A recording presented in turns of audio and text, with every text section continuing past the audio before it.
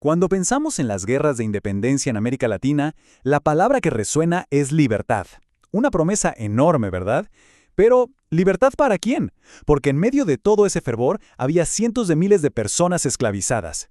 Su historia es una de lucha, de una esperanza increíble y de una libertad que, bueno, tardó demasiado en llegar. Es que claro, la palabra libertad estaba en todas partes, en boca de todos, pero su significado cambiaba muchísimo dependiendo de quién la escuchara. Para un criollo con tierras, significaba una cosa. Para una persona esclavizada en una plantación, era algo totalmente diferente. Así que vamos a meternos de lleno en esa contradicción. Miren, antes de que sonaran los cañones, hubo otra guerra. Una guerra de ideas. Empezaron a circular textos, a menudo de forma clandestina, que se leían en secreto.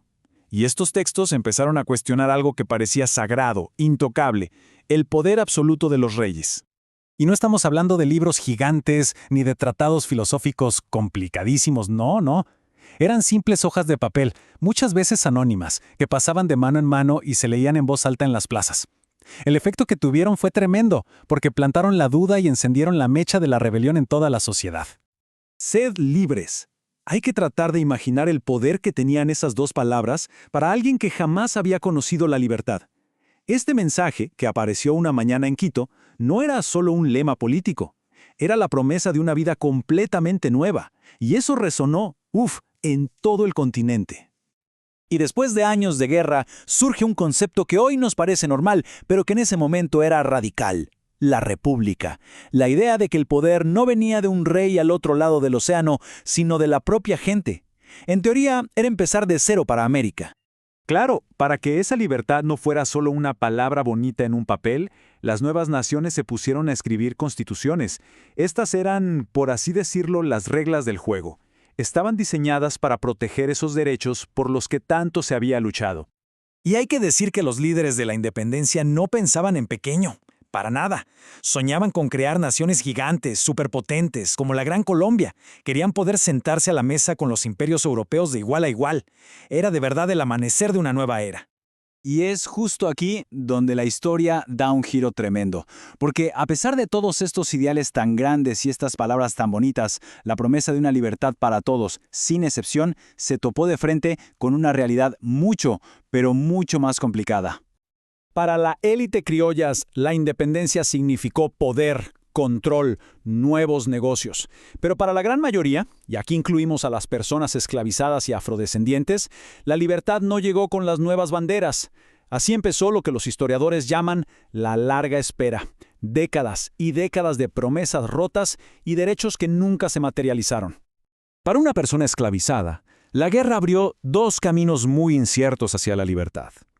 Una opción era unirse al ejército, luchar, arriesgar la vida por una promesa que, como veremos, se podía romper muy fácilmente. La otra era el durísimo camino de intentar comprar la propia libertad, una libertad que nunca debieron haberles quitado.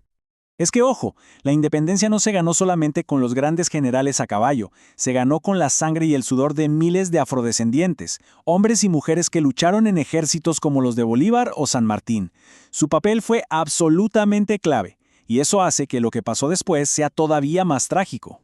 Y aquí está la gran contradicción de todo este proceso. Los líderes de la independencia hablaban de libertad, pero muchos de ellos poseían esclavos. Se encontraron en una encrucijada. ¿Somos fieles a los ideales que predicamos o cedemos ante el poder económico de los esclavistas, que era brutal?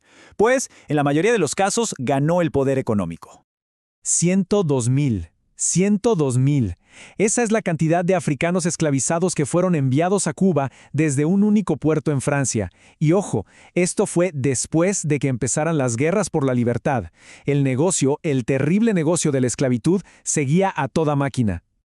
Así que mientras se diseñaban nuevas banderas y se escribían constituciones, en los puertos y en las plantaciones, para mucha gente nada había cambiado.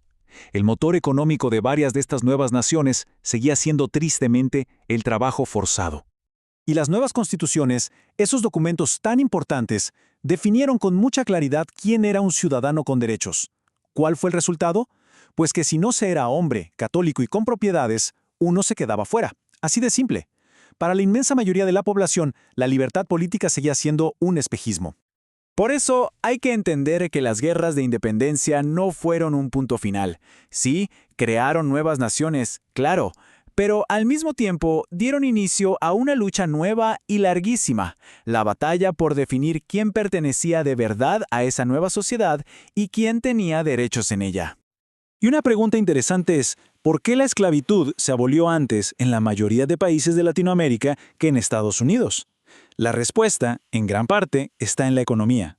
Aunque era una práctica brutal y muy extendida, la esclavitud no era el único pilar de todas las nuevas economías latinoamericanas como sí lo era en el sur de Estados Unidos. Y esa diferencia económica explica por qué los caminos hacia la abolición fueron tan distintos. Esto nos deja con una última reflexión. Las revoluciones abrieron una puerta, sí, prepararon un nuevo escenario, pero la lucha por ver quién podía cruzar esa puerta, por la inclusión y la igualdad real, esa lucha definiría el siguiente siglo y en muchos sentidos sigue hasta hoy.